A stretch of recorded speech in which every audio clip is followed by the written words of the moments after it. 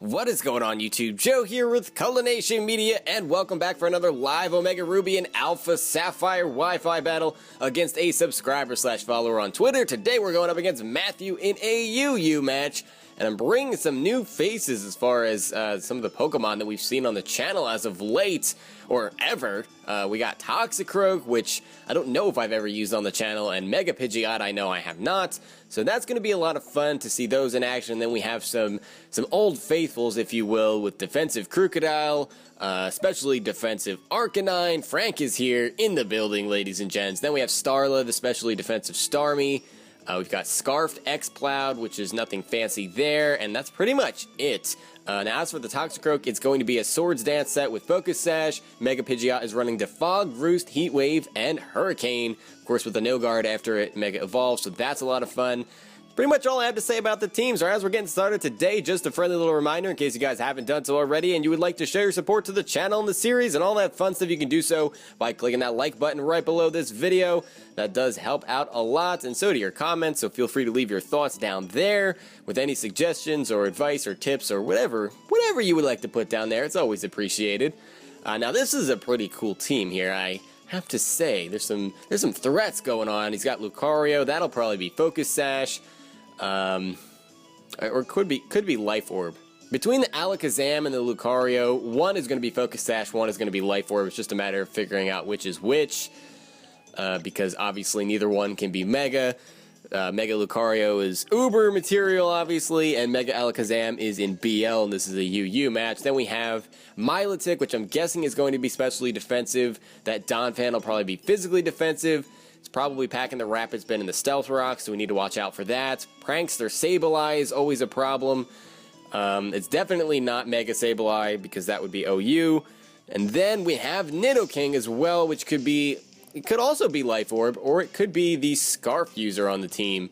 So these are all the things that I'm thinking about at the moment. We'll see if any of them come to fruition. But either way, we're leading off with Peter the Pidgeot right off the bat, as we have Lemmy the Nidoking starting things off here.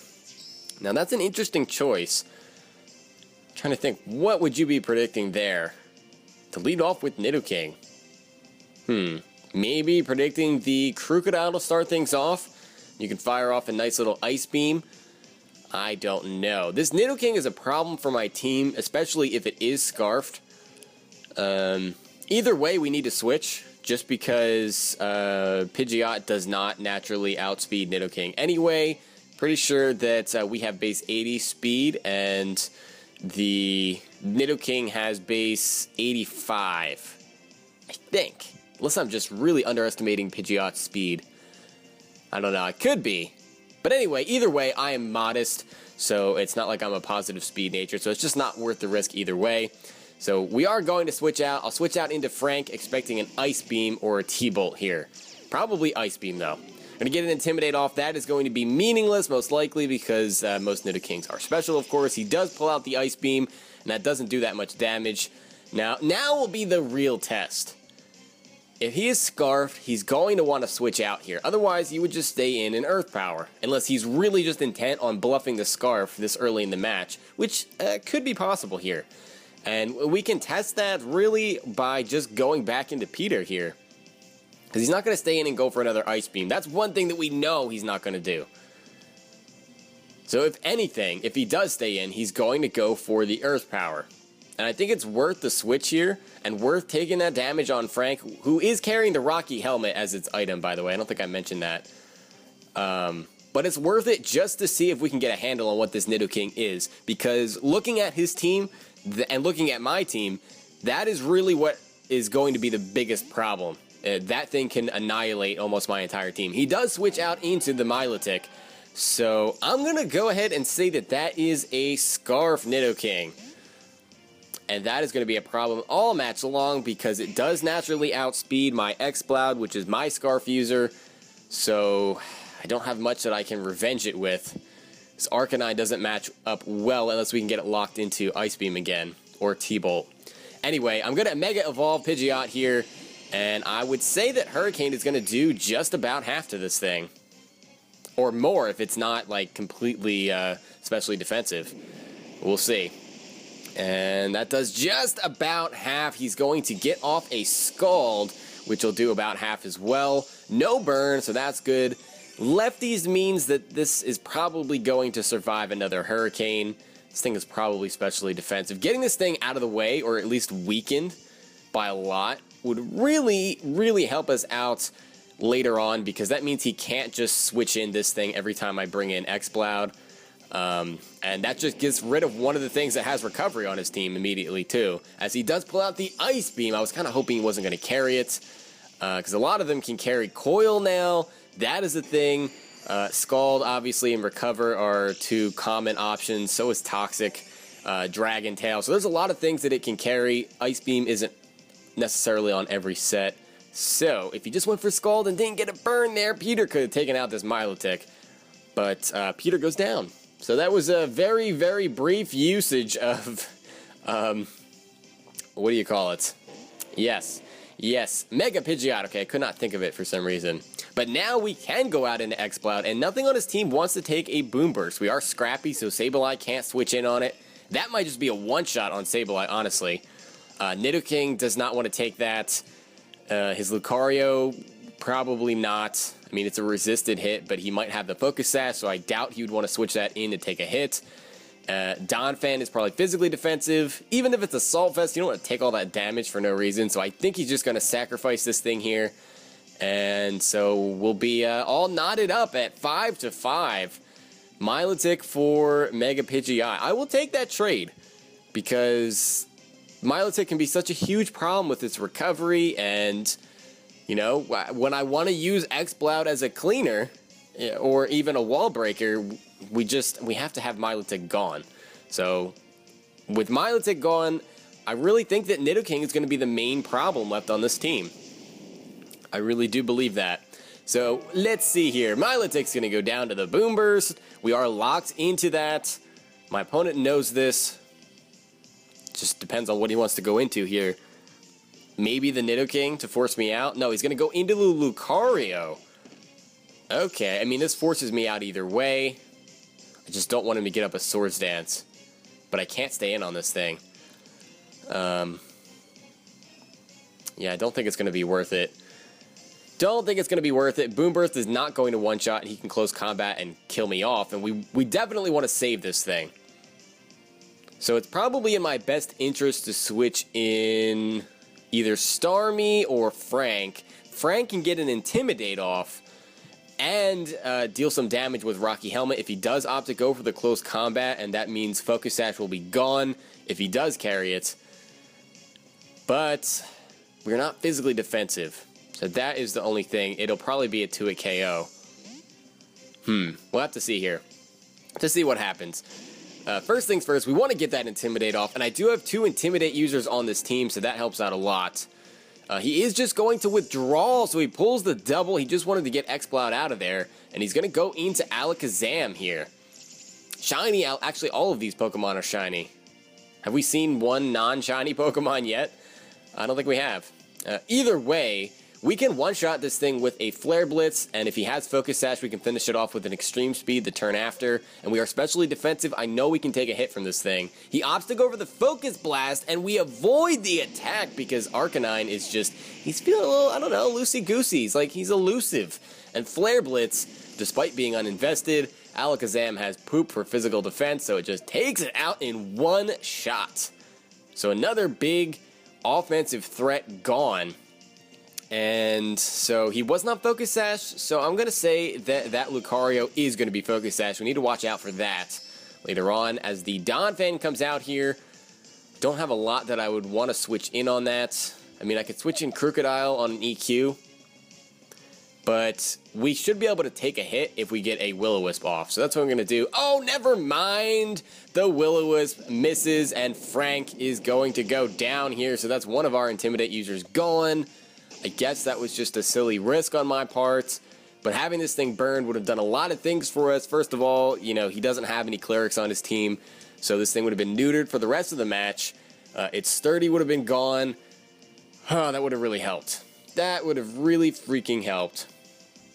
Now, we could go out into Crocodile here, get an Intimidate off, and then Then what? That is the question. We can taunt to prevent it from trying to set up Stealth Rocks. I don't know if that would do too much. We could also knock off whatever item of the Pokemon coming in if we wanted to. Now, with Peter gone, we may have to rely on our Toxicroak to finish this match off. That may be what it comes down to, because I feel like Exploud is not going to be able to do the whole job. But we need to get rid of Sableye, otherwise we're going to get burned with that Prankster Will-O-Wisp. Anyway, I'm just thinking out loud here. So we have Krookodile out, we got an Intimidate off, and now we are face to face with this golden Donphan. The shiny design, the color scheme of Donphan is pretty amazing, I have to say. So out comes Sableye, also shiny. So this team is entirely just shiny, just a full shiny team. Anyway, we get a knockoff off, and that gets rid of the Rocky Helmet that this Sableye was carrying. That makes me believe that this thing is physically defensive, which means that a Boom Burst will likely one-shot it, even if it's close to full HP. So we want to get Exploud in here. He's going to go for the Will-O-Wisp, though. And we do have the Natural Cure with Starmie, so it's kind of like our Toxic / Will-O-Wisp / any kind of status absorber. Because it can just come in, take the status, and then switch out, and the status is gone. So we don't really need a Cleric, we can just switch in Starla every single time. The question is, does this Sableye have anything to hit us with? It may have Foul Play, but I believe I have low attack IVs. I don't think it's 0, but I'm pretty sure I had it close. Anyway, Starla's coming out. He does opt to go for the Will-O-Wisp, which was the obvious play, but it's something that's kind of spammable now that Arcanine has been removed from the equation thanks to that missed Will-O-Wisp. But yeah, alright, so the question is, do I want to Scald here? Milotic is gone. Nidoking doesn't want to take a Scald. We can, because we can always recover off the damage. So yeah, I'm going to go for a Scald. He does opt to go for the Recover. So we've seen Will-O-Wisp and Recover. That really isn't anything new. The Rocky Helmet does make me think that he is physically defensive, though. And yeah, that's uninvested Scald. That kind of does a lot of damage. We get the first turn Burn, which is fantastic because any kind of passive or residual damage you can get on a Sableye does help when it's going for Recover all the time. Especially because he's not packing the lefties, so he's not getting any of that back. Now, we can just Scald again. We should be able to win this fight here. I will go for the Scald, like I said. It does like... Whoa, was that a critical hit? It was a critical hit, and he goes for the Foul Play, which means he's going to go down this turn. And that doesn't do much at all because he is burned. Not affected by Starmie being burned, but it is affected by Sableye being burned. So, with our burn, I feel like I said the word burn like 10 times in the last 30 seconds. But anyway, because of that burn damage, we are down below 50%, and Sableye goes down to its burn. So, there you go. It's just Burn City right now. Burn City. Now, he's going to go out into Lemmy, the Nidoking. And he's most likely going to go for the T-Bolt, which means we can safely bring in Krookodile, but it's a little bit of a risk. Because if he opts to go for Sludge Wave or Earth Power, it's going to do a lot of damage. Because we don't really have much in the way of special bulk there. But at the same time, I would really like to save the Starmie. Because I feel like we can take a hit and then recover off some damage. But we need to get rid of this burn too, because the residual damage is not helping. So I'm going to go out on a limb here. We'll say that he's going to go for a T-Bolt. And we'll switch in the Krookodile. It's a little bit of a risk, like I said. But we also have lefties on the Krookodile, so we have the opportunity to get some of that HP back if need be, especially because Donphan can't do much to us. So he does go for the Earth Power. That was the safer play on my opponent's part, but I had to give it a go there, and we needed to find a way to get Starmie out of there, get rid of that burn, because we're not going to last long without it. The downside is that now both Krookodile and Starmie are below 50%, and now that I'm thinking about it, it may have been smarter just to leave Starmie out to go down there, because then Earth Power was not going to take out Krookodile in one hit. We could have EQ'd, and he can't switch in Lucario. The Donphan, I guess, would take it. But Exploud can take out Donphan one-on-one. That's the thing. That is the thing. I don't know. I guess I'm just living in the past here. We don't need to analyze the moves on what was the better play because it's over now. So there you go. I will go for an EQ, and I'll just let him take out my Crocodile here. And that means we get a safe switch into something. So that was just the wrong play on my part, I guess, is what it comes down to. There was a safer way to go about that, and I decided not to do it. Now, I'm pretty sure Starmie can take a hit from there. It's just the burn was what I was worried about. So we can go in with Starmie. We can recover as he goes for the Earth Power. I mean, we have 150 special defense. We have 79 HP left.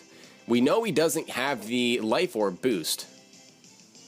But there is the Sheer Force and the Stab to contend with. Nidoking is just crazy powerful. It really is. On both sides of the spectrum, really. You could run a physical set. I mean, its coverage isn't nearly as good on the physical side, but it does impressive damage. It has like base 105 attack, maybe even higher. I feel like it's 105. So something in that range. We'll go for the recover here, and there's the Earth Power. And that is going to leave us with 4 HP. Starla barely hanging on. Oh my goodness. So we're going to recover up to 88 of our remaining HP. The lefties is going to put us outside of the range of a max damage hit here. So we could recover again. And that's what I'm going to do. I'm not going to bother with Scald here because I don't think it'll take out Nidoking in one hit. He may very well switch into the Donphan coming in. But I also don't think that can KO us in one hit. Unless it gets a critical hit. But then Nidoking can come in and switch to T-Bolt, which will take us out in one hit, and we don't have Crocodile anymore to switch in on that. There's no threat, so that's not something he has to worry about. So with the way this is going, it's probably going to be a Toxicroak versus Lucario showdown at the end, and that is a showdown that I'm very comfortable winning. Honestly, I really am. We'll see what happens. Maybe that Nidoking will just destroy my entire team before we even get to that point. That's also a possibility. So, yeah, this is a close one. I like it. We're 15 minutes in. We each have 3 Pokemon remaining. All 3 are right around full health. And by right around, I mean at full health. We'll go for a Scald here. Pretty confident with this matchup if he wants to leave this in. I don't think he'll switch Lucario into any hits. And I think he wants to keep that Nidoking around. So I think he'll just leave this Donphan in until it goes down. Just deal as much damage as possible and go from there. Now, we can't one-shot this thing. I don't think we could anyway, uninvested. But he has the Sturdy, so it's not going to matter. And it comes close. No burn, so we're going to have to take the full extent of whatever this EQ damage is. And that does, wow, well over half. Maybe that wasn't defensive Donphan after all. Maybe he had some attack investment. I don't know. Either way, we're both going to recover a little bit of HP thanks to those lefties. And is it really worth? I mean, it's not worth going for a recover with how much damage that did. He's just going to continually spam EQ. There's really no reason for him not to. And he doesn't need this Donphan for anything else. It's really just providing him a safe switch back into Nidoking to take this Starmie out. So there you go. Scald is going to take out the Donphan, and Nidoking is going to come in here and T-Bolt to finish off Starmie. We saw how much Earth Power did. It did right about half or just under half. And so super effective T-Bolt with the Sheer Force boost and all that jazz. That's definitely going to take this Starmie out. Wish we had gotten Stealth Rocks up because I'm still thinking about that Lucario, which probably has a Focus Sash. Oh, this is going to be interesting. This is going to be very interesting. At the very least, we have Exploud, which can take a hit from this Nidoking. Especially because he's going to lock himself into T-Bolt right here. So we might even be able to take 2 T-Bolts, just because I have a lot of HP investment. Yes. And we can still lock ourselves into Boom Burst. Obviously, to try to take this Nidoking out in one hit. There's no reason to lock yourself in the Flamethrower. Trying to just think ahead a little bit here. And then eventually that would lead us into a situation where we might even be able to live in Extreme Speed from Lucario. So, okay, we'll just go for a Scald here. It's not going to matter because, yeah, he's going to pull out the T-Bolt as expected. Down goes the Starmie, but Starla put in a lot of work. Surviving that Earth Power earlier on was very clutch. We would have been in a bad spot had Starla not taken that. Alright, so we're going to save our Toxicroak for last because it does have that Focus Sash intact. And we'll come out here with Base Bomb, the Exploud.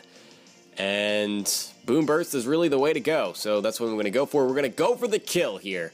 Now, we're both Scarfed, so Nidoking's going to go first because it does naturally outspeed, and I'm not running any speed investment. So that is a thing.